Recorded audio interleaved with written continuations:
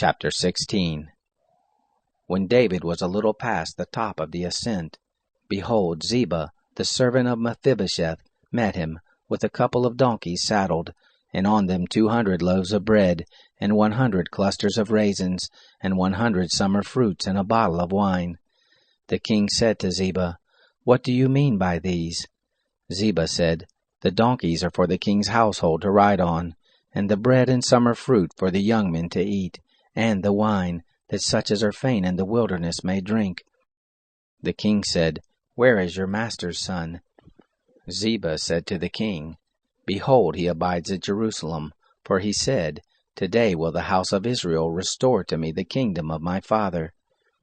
Then the king said to Ziba, "Behold, all that pertains to Mephibosheth is yours." Ziba said, "I do honor you. Let me find favor in your sight, my lord, O king." When King David came to Bahurim, behold, a man of the family of the house of Saul came out, whose name was Shimei, the son of Gera. He came out and cursed still as he came. He cast stones at David, and at all the servants of King David, and all the people and all the mighty men were on his right hand and on his left. Thus said Shimei when he cursed, be gone, you men of blood and base fellow. The Lord has returned on you all the blood of the house of Saul, in whose place you have reigned. And the Lord has delivered the kingdom into the hand of Absalom your son. And behold, you are taken in your own mischief, because you are a man of blood." Then Abishai, the son of Zeruiah, said to the king, "Why should this dead dog curse my lord the king? Please let me go over and cut off his head." The king said, "What do I have to do with you, you sons of Zeruiah? Because he curses, and because the Lord has said to him, Curse David, who then shall say, Why have you done so?" David said to Abishai and to all his servants, "Behold, my son who came forth from my bowels seeks my life. How much more may this Benjamite now do it? Leave him alone and let him curse, for the Lord has invited him. It may be that the Lord will look on the wrong done to me, and that the Lord will reward me good for his cursing." So David and his men went by the way, and Shimei went along the hillside over against him and cursed as he went, and threw stones at him, and cast dust. The king and all the people who were with him came weary, and he refreshed himself there. Absalom and all the people, the men of Israel, came to Jerusalem, and Ahithophel with him. It happened, when Hushai the Archite, David's friend, was come to Absalom, that Hushai said to Absalom, "Long live the king! Long live the king!" Absalom said to Hushai, "Is this your kindness to your friend? Why didn't you go with your friend?" Hushai said to Absalom, "No, but to whom the Lord and this people and all the men of Israel have chosen, his will I be, and with him will I abide. Again, whom shall I serve? Shouldn't I serve in the presence of his son? As I have served in your father's presence, so I will be in your presence." Then Absalom said to Ahithophel, "Give your counsel what we shall do." Ahithophel said to Absalom, "Go in to your father's concubines, that he has left to keep the house, and all Israel will hear that you are abhorred of your father. Then will the hands of all who are with you be strong." So they spread Absalom a tent on the top of the house, and Absalom slept with his father's concubines in the sight of all Israel. The counsel of Ahithophel which he gave in those days was as if a man inquired at the oracle of God. So was all the counsel of Ahithophel, both with David and with Absalom. Chapter 17. Moreover, Ahithophel said to Absalom, "Let me now choose out 12,000 men, and I will arise and pursue after David this night, and I will come on him while he is weary and weak-handed, and will make him afraid, and all the people who are with him shall flee, and I will strike the king only, and I will bring back all the people to you. The man whom you seek is as if all returned, so all the people shall be in peace." The saying pleased Absalom well, and all the elders of Israel. Then Absalom said, "Call now Hushai the Archite also, and let us hear likewise what he says." When Hushai was come to Absalom, Absalom spoke to him, saying, "Ahithophel has spoken after this manner. Shall we do after his saying? If not, speak up." Hushai said to Absalom, "The counsel that Ahithophel has given this time is not good." Hushai said moreover, "You know your father and his men, that they are mighty men, and they are fierce in their minds, as a bear robbed of her cubs in the field, and your father is a man of war, and will not lodge with the people. Behold, he is hid now in some pit, or in some other place, and it will happen, when some of them are fallen at the first, that whoever hears it will say, There is a slaughter among the people who follow Absalom. Even he who is valiant, whose heart is as the heart of a lion, will utterly melt. For all Israel knows that your father is a mighty man, and those who are with him are valiant men. But I counsel that all Israel be gathered together to you, from Dan even to Beersheba, as the sand that is by the sea for multitude, and that you go to battle in your own person. So shall we come on him in some place where he shall be found, and we will light on him as the dew falls on the ground, and of him and all the men who are with him we will not leave so much as one. Moreover, if he be gotten into a city, then shall all Israel bring ropes to that city, and we will draw it into the river, until there not be found one small stone." Absalom and all the men of Israel said, "The counsel of Hushai the Archite is better than the counsel of Ahithophel." For the Lord had ordained to defeat the good counsel of Ahithophel, to the intent that the Lord might bring evil on Absalom. Then Hushai said to Zadok and Abiathar the priest, "Thus and thus did Ahithophel counsel Absalom and the elders of Israel, and thus have I counseled. Now therefore send quickly and tell David, saying, Don't lodge this night at the fords of the wilderness, but by all means pass over, lest the king be swallowed up, and all the people who are with him." Now Jonathan and Ahimaaz were staying by En Rogel, and a maidservant used to go and tell them. And they went and told the king David, for they might not be seen coming into the city. But a boy saw them and told Absalom, and they went both of them away quickly, and came to the house of a man in Bahurim, who had a well in his court, and they went down there. The woman took and spread the covering over the well's mouth, and strewed bruised grain thereon, and nothing was known. Absalom's servants came to the woman to the house, and they said, "Where are Ahimaaz and Jonathan?" The woman said to them, "They have gone over the brook of water."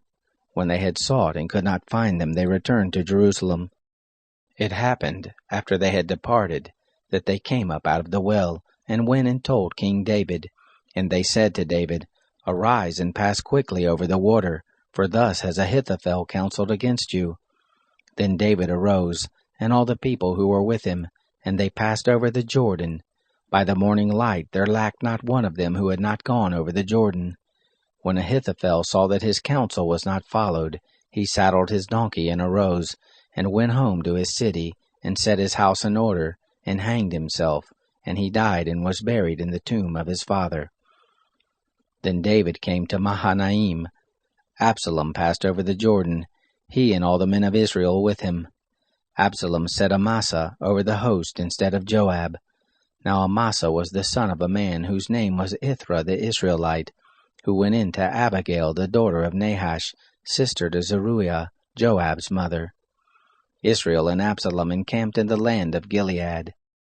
It happened, when David was come to Mahanaim, that Shobi, the son of Nahash of Rabbah, of the children of Ammon, and Machir, the son of Amiel of Lodabar, and Barzillai the Gileadite of Rogelim, brought beds and basins, and earthen vessels, and wheat and barley and meal, and parched grain, and beans and lentils and parched pulse, and honey, and butter and sheep, and cheese of the herd for David, and for the people who were with him to eat, for they said, The people are hungry, and weary, and thirsty in the wilderness. Chapter 18. David numbered the people who were with him, and set captains of thousands and captains of hundreds over them. David sent the people out, a third part under the hand of Joab, and a third part under the hand of Abishai the son of Zeruiah, Joab's brother, and a third part under the hand of Ittai the Gittite. The king said to the people, I will go out with you myself also. But the people said, You will not go out with us, for if we flee away, they will not care for us, neither if half of us die. But you are worth 10,000 of us. Therefore now it is better that you are ready to help us out of the city."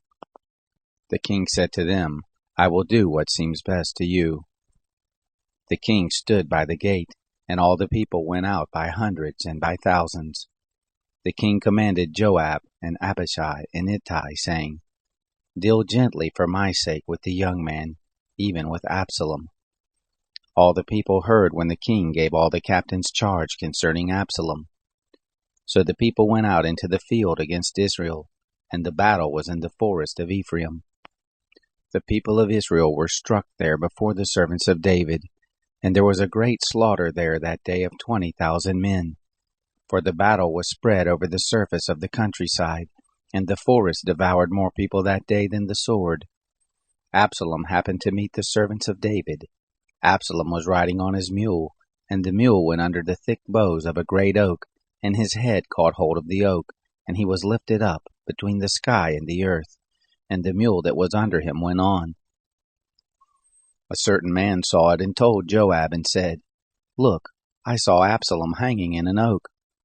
Joab said to the man who told him, "Behold, you saw it, and why didn't you strike him there to the ground, and I would have given you 10 pieces of silver and a sash." The man said to Joab, "Though I should receive 1,000 pieces of silver in my hand, I still wouldn't put forth my hand against the king's son.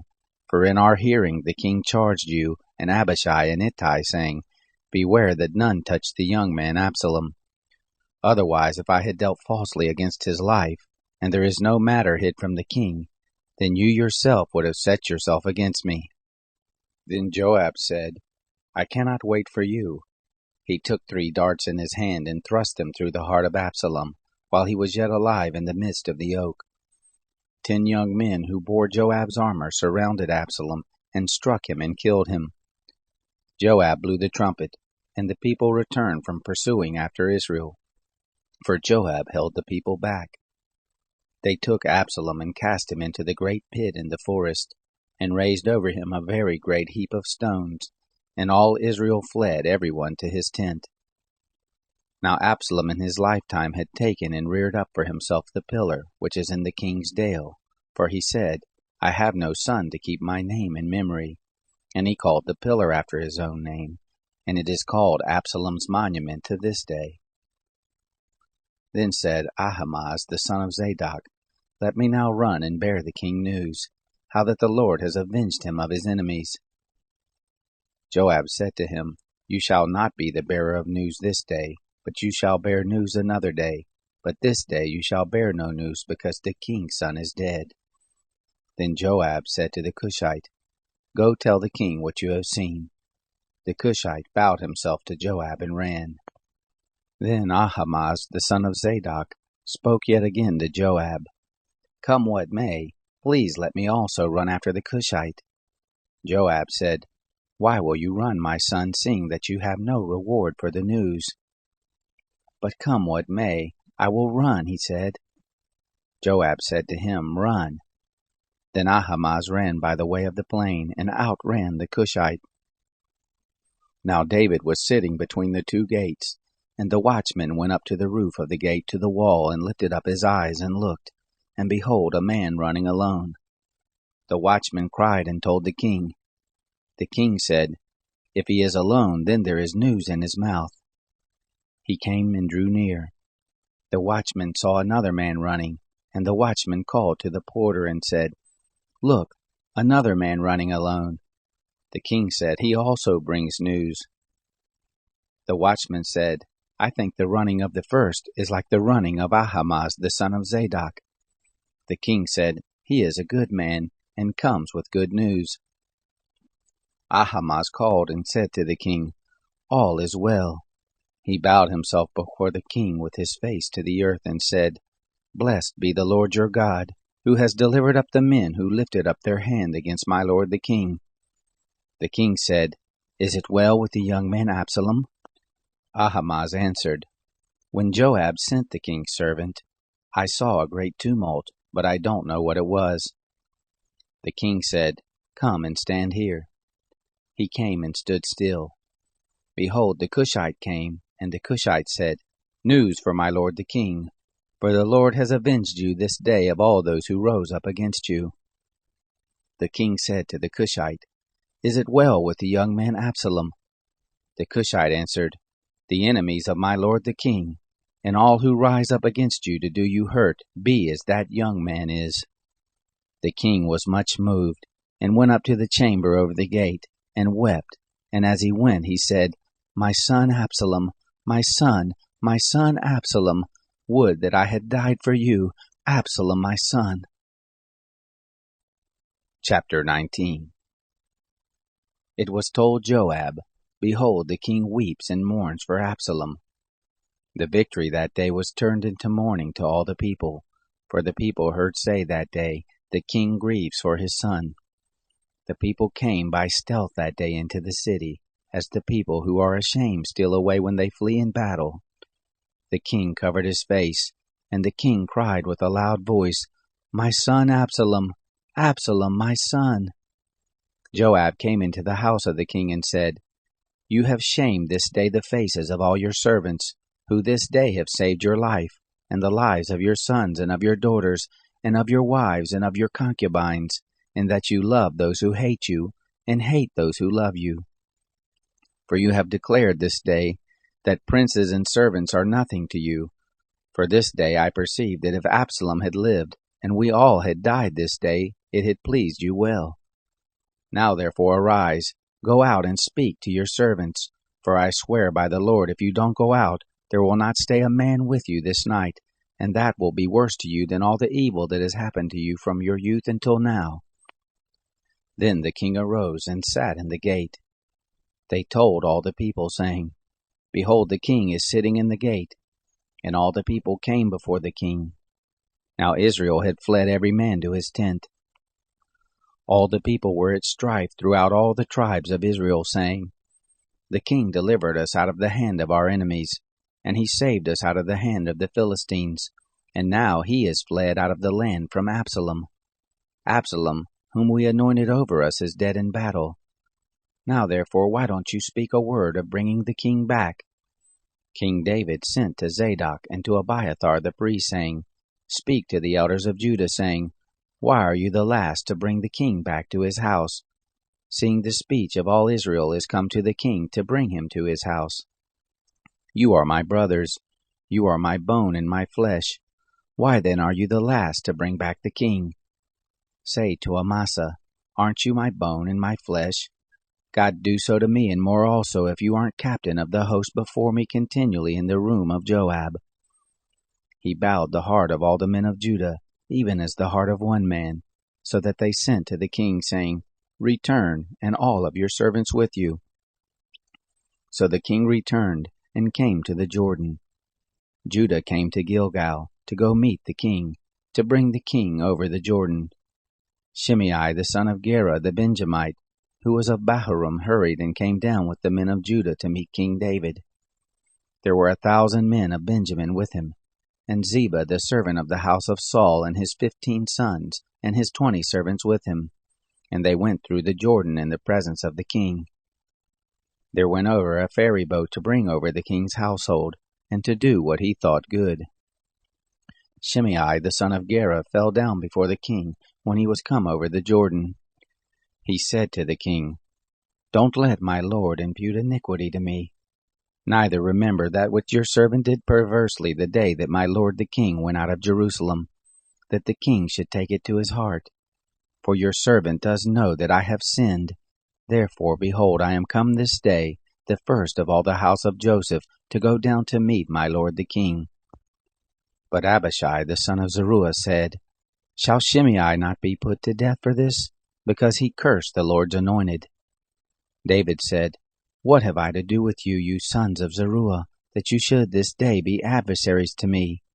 Shall there be any man put to death this day in Israel? For don't I know that I am once again king this day over Israel?" The king said to Shimei, "You shall not die." The king swore to him. Mephibosheth the son of Saul came down to meet the king, and he had neither dressed his feet, nor trimmed his beard, nor washed his clothes, from the day the king departed until the day he came home in peace. It happened when he was come to Jerusalem to meet the king, that the king said to him, Why didn't you go with me, Mephibosheth? He answered, My lord, O king, my servant deceived me. For your servant said, I will saddle a donkey, that I may ride thereon and go with the king, because your servant is lame. He has slandered your servant to my lord the king.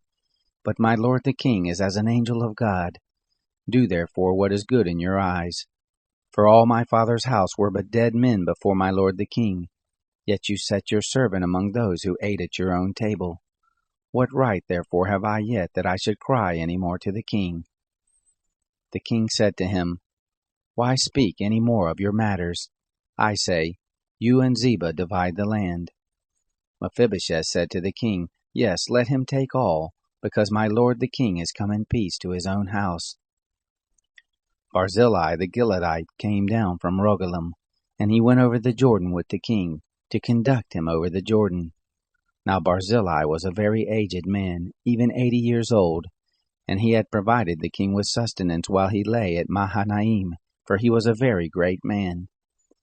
The king said to Barzillai, Come over with me, and I will sustain you with me in Jerusalem. Barzillai said to the king, How many are the days of the years of my life, that I should go up with the king to Jerusalem? I am this day 80 years old. Can I discern between the good and the bad?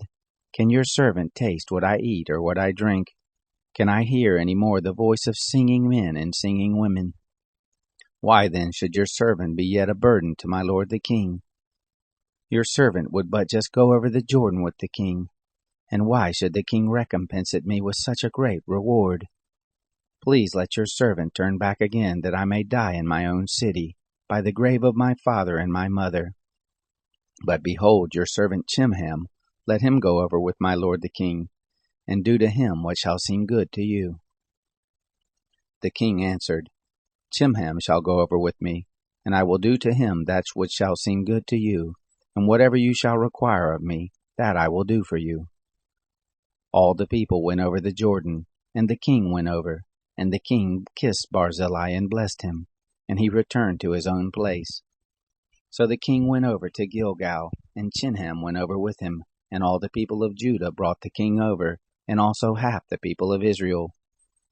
Behold, all the men of Israel came to the king and said to the king, Why have our brothers, the men of Judah, stolen you away, and brought the king and his household over the Jordan, and all David's men with him? All the men of Judah answered the men of Israel, Because the king is a close relative to us. Why then are you angry about this matter? Have we eaten at all at the king's cost, or has he given us any gift? The men of Israel answered the men of Judah and said, We have 10 parts in the king, and we also have more right in David than you. Why then did you despise us, that our advice should not be first had in bringing back our king? The words of the men of Judah were fiercer than the words of the men of Israel. Chapter 20. There happened to be there a base fellow, whose name was Sheba, the son of Bichri, a Benjamite. And he blew the trumpet and said, We have no portion in David, neither have we inheritance in the son of Jesse. Every man to his tents, Israel. So all the men of Israel went up from following David, and followed Sheba, the son of Bichri. But the men of Judah joined with their king, from the Jordan even to Jerusalem. David came to his house at Jerusalem, and the king took the 10 women, his concubines, whom he had left to keep the house, and put them in custody, and provided them with sustenance, but didn't go into them. So they were shut up to the day of their death, living in widowhood. Then the king said to Amasa, Call the men of Judah together within 3 days to be present here. So Amasa went to call the men of Judah together, but he stayed longer than the set time which he had appointed him. David said to Abishai, Now will Sheba the son of Bichri do us more harm than did Absalom. Take your lord's servants and pursue after him, lest he get to the fortified cities and escape out of our sight. There went out after him Joab's men, and the Cherethites and the Pelethites, and all the mighty men, and they went out of Jerusalem to pursue after Sheba the son of Bichri.